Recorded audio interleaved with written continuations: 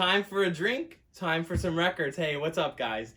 This is Skylar at Culture Shock Clothing and Records here in Rockford, Illinois. We are in the beginning of Vinyl Happy Hour Season 3. I'm calling it Season 3 and a third from all the crazy delays that have happened this year. Hopefully you checked out our episode last week. This week we have a lot more to talk about. There's been so many new releases dropping these last few months. I'm still catching up on some of those. And there are a lot of new and interesting things coming out, even in the middle of this pandemic. I think a lot of people are really embracing music and things like that. And of course, some of us are embracing some great alcohol and stuff like that too, and some great bourbons here for me. So I definitely want to share some of those with you. But before I get started here, I just want to say a huge thank you to this was a gift, and I finished it off tonight, going through some bottles. This is from Journeyman Distillery. Our friend Zeke got this for us. This is Kissin Cousins whiskey, they call it, because in Michigan, where this came from, there is a distillery right next to a winery, and they kind of mixed up and blended and kind of did some barrel sharing and made a real special blend here. And it's really cool because this is a limited batch, number 5. They numbered each bottle. This was a very low number 2 out of 750. I love how they did the numbering on and stuff like that. It reminds me of how some records are very limited and they number them. And then this was another gift, really cool glass with this foil holographic skull on it. So it's a great whiskey glass. Great. Well, I have some things to share with you as things go. Some of these are limited and some will sell out quickly. There was a really cool big special release for us this week from Jason Isbell in the 400 unit. If you haven't heard this guy yet, he was early on a member of the Drive-By Truckers. Really cool album. He's all about that Alabama sound. This was recorded in Nashville. It's got this cool, kind of slick, soulful, older rock and roll feel with a lot of that kind of Americana folk and country. But what's really cool, the reason we're pumping the release, and we've been pumping it on our new website, cultureshockshop.com, is he did a real special release of the album and put it out a week early, only at independent record stores. So independent record stores like us get to sell this ahead of websites, chain stores, anywhere else like that. They did a great job with the album. It's on a really nice, thick gatefold jacket. And, of course, it's got little extras with it, too. You got this little frameable thing, and it's in a nice, thick sleeve, nice, thick vinyl. It does come with a download, too. But they did a really great job, and we had a handful. There's only a couple left, too, on our website, but the first few of them came with this limited art print of his favorite guitar, his Gibson Les Paul. It was really cool. 30 Tigers, the record label that put this out. It's a great team they have there. It's a small record label, but they actually found us, found the stores that were ordering, the independent record stores, and personally went out of their way to mail these to us to give away with some of these records. So I thought that was a cool little thing that they did. So it's a way to really help bring it in, and they know what stores are going through and what a lot of artists are going through. So we really appreciate the opportunity to have that album available here exclusive. There was some limited color vinyl too, which sold out already, but we do have a few copies left on our site now. The other big exciting news that we kicked off here with our Vinyl Happy Hour is that we can now do curbside pickup. So although the store is closed, we wanted to do Vinyl Happy Hour from inside the store, so you felt a little connection, got a chance to get back in the store, even under these circumstances. But you can order online or message us, and we'll get you hooked up and do curbside pickup. Here's another one, someone who's kind of been in the news lately. This is a couple months ago this actually came out, but we haven't had a chance to feature it on Vinyl Happy Hour. This is Grimes' newest album, Miss Anthropocene. It's a really cool electronic, different type of album, though it's kind of dark.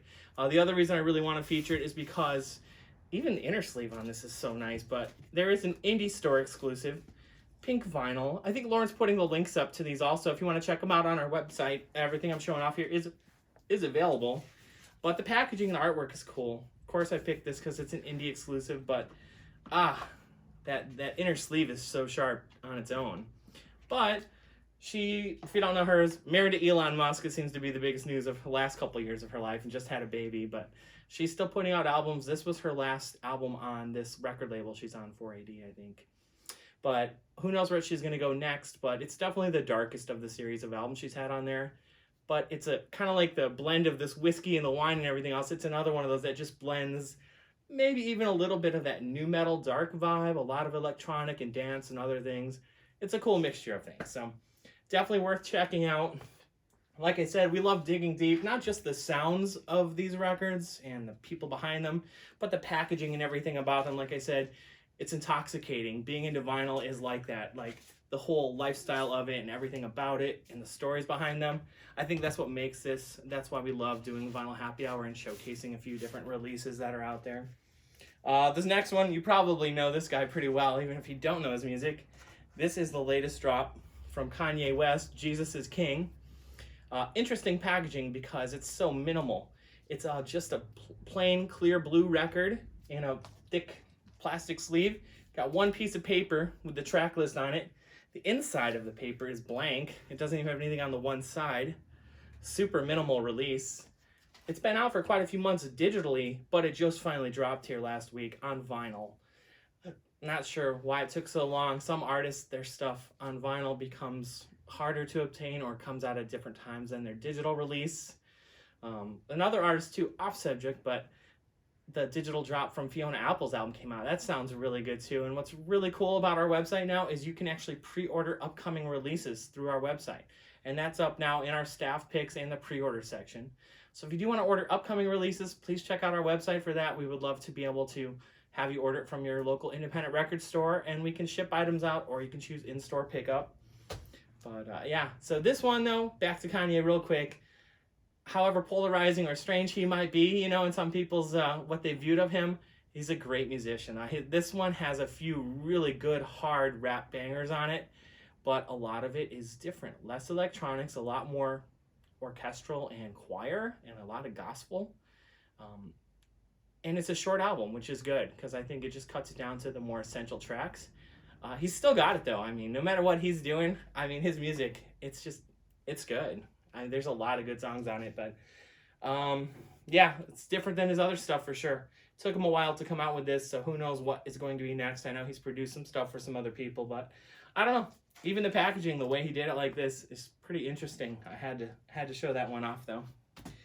Here's another one with some interesting artwork. A band you may not be familiar with. This is one of my favorite 90s bands, Acid Bath.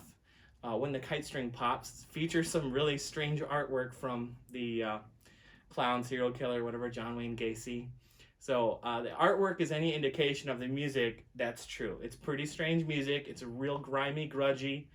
It came out in '94. They're a New Orleans band, I think, but they were on a smaller record label. And it definitely can be for fans. It has a punk and thrash feel, but real grimy. Definitely, if you were a fan of like Alice in Chains or Pantera and that kind of stuff, it could definitely float your boat, I would say. I love the band. They've definitely been hard to find out info on. They weren't around long. They made 2 albums. But whatever label they were on did not reissue their music, or you can only buy it through them for the longest time. And they weren't even streaming. I noticed maybe that has something to do with the vinyl finally being reissued again. Is they're streaming now. For the first time ever, they haven't been streaming my whole life until just recently, so if I ever discuss them with someone, this record label would even rip people's YouTubes and stuff down if they put up samples of it. So you couldn't even find the music unless you physically owned it. Even CDs were very scarce, but now it is finally streamed if you want to check it out. Lauren's also sharing the link. It is on our website for sale now. I guess this reissue they did 1,000 copies of. It's a double LP.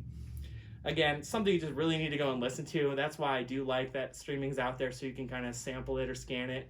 Because explaining something like that has such a mix and mesh of things is hard to do. I think a lot of people would say sludgy, though. It's got that New Orleans kind of sludgy, grungy metal vibe to it. Scream of the Butterfly, great track. Yeah. I don't know. Both of their albums are great. This is probably one of my top ones of that ones that they did. So Dax Riggs, the singer, has gone on to do other solo projects, but I just wanted to show that off. And even though it's not a new release, like I said, it's from '04, somehow there's randomly some copies of it out again, repressed. So check that out. I have one final one. It's kind of a holy grail, so it's kind of more of a strange one. Down to my last few sips of this. Definitely amping up for a new season of Vinyl Happy Hour. I'm going to have to get some new bourbon, some other drinks on. It's been cool that the cocktail kits and cocktail orders have been available from restaurants too. This is my final piece I want to talk about tonight. This is kind of one from my personal collection. I'm trying to save my holy grails for these weird, strange, avant, rare, other things for the final album. This is Juicy Groove. This is a picture disc. However, differently than most picture discs, when this was released in the late 70s, they actually made a regular jacket for it. I love the back of the record and the picture disc. Mike, what's this guy's name? Michael Rainbow Neal. He's the singer and songwriter of this band, and he was prominently featured on the back of the picture disc and the record. But anyway, Juicy Groove, luckily there's this cool little sticker still on there to give you a little more info on the band. They're very kind of garagey and psych sounding, but photo disc includes former members of Captain Beefheart, Steppenwolf, and the Seeds. Although none of these guys were really prominent in those bands, they were all players in those bands. And this is kind of cool because this is an album where they must have got to go get a little deal and write their own songs. Even though it's from 78, it sounds like it's more of a 60s piece almost. It's kind of garagey, rock, psychedelic. It's not necessarily very valuable though, but it is quite rare. I mean, it's something you just wouldn't find very often at a store or online anywhere. Another one, it's never been pressed on a CD. There's no streaming of it or anything like that. Which brings me to another point. If you want to hear this, how would you hear it? Well, you'd have to go digging at your record store and try to find a copy. I think we're going to be putting together a special little vinyl set for you guys next week, so watch our details for upcoming events and things like that. We're going to do something kind of fun with next week's Vinyl Happy Hour. But I just wanted to show off that, hey, look at Jason Isbell popping stuff out during this pandemic, even getting it out early for indie stores. It's cool to see all the bands and record labels and artists still coming together, supporting independent record stores. Record Store Day has been sharing a lot of information and ways to get records from your record stores, and even helping update people to stores that might not have a website, how you can support them or pick up curbside, things like that. Just pick up a phone and call. You know, if they've got someone working in the stores like we do, you can give us a call even if you're not, going through the website, or send us a message on our Facebook or Instagram. We really appreciate all the support we've had from all of our Vinyl Happy Hour friends and all of our Culture Shock customers and friends. So thanks so much for keeping us all in mind with that.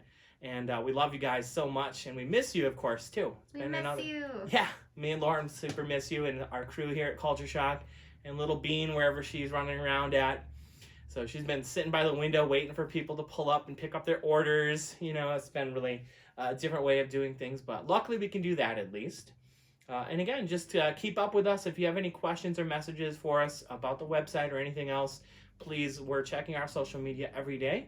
And until next Thursday for our next Vinyl Happy Hour, and we're going to do a little special event next week too for it. Please check it out. Thank you so much, guys. Cheers.